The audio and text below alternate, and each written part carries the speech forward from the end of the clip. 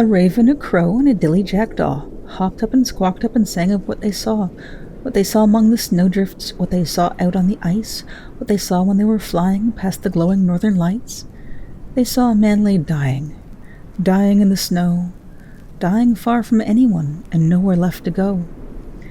He had come out of a fog bank before the temperature dropped down, dressed for all the world as for a night out on the town.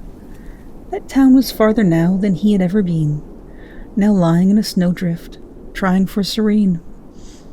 He knew that he was dying in the snow, dying far from anyone and nowhere left to go. But come now the blackbirds, flying close and low. They settled down beside him, lying in the snow. They asked him what he's doing. They asked about his name. They asked if he is dying, which would really be a shame. He told them what he's doing. He seldom speaks his name. He agreed that he was dying, and it really was a shame. They asked him what he wanted. He said it was to live. They asked him what he could offer, what it was he had to give. Did they want his shiny buttons? Did they want a lock of hair? Unless they wanted money, he might not have a prayer. Oh, a prayer, that is interesting. A prayer might just do. Put your hands together and pray to she who knew. Pray to the Queen of Winter that she might show you through. He put his hands together, but his fingers did not fit. His fingers, they were frozen. His fingers, they were stiff. His fingers would not straighten, at least not at the ends. He struggled to work around the awkward little bends. The raven saw the problem.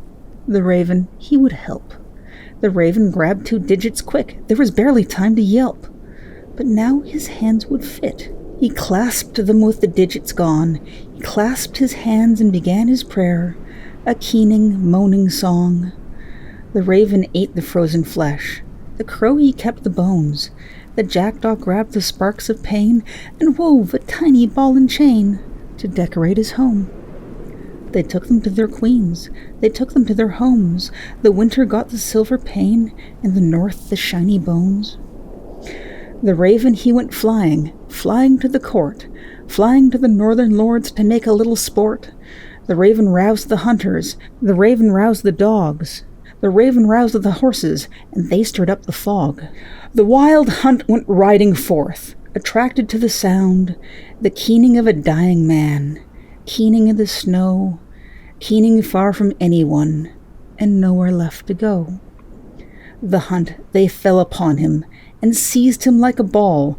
He yelled and grabbed their hands, fearing he may fall. Sing on, you lazy fool, our queens, they like the sound.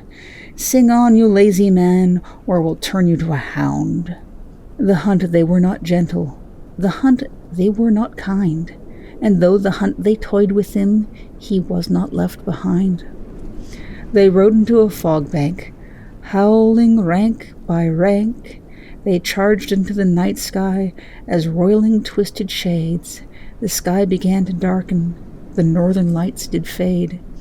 And though he was quite shaken, the man he yet still prayed. Soon enough they were over top a land where glowing roads are made. About a mile outside of town they dropped him from an almost friendly height. Minutes before the dawn, with the changing of the light, the fog it cleared, and there he stood, in the middle of the road. In the strangest ways his story would be told, in a pair of missing fingers, in his torn and dirty clothes, and in the wordless song he sang whenever he got cold.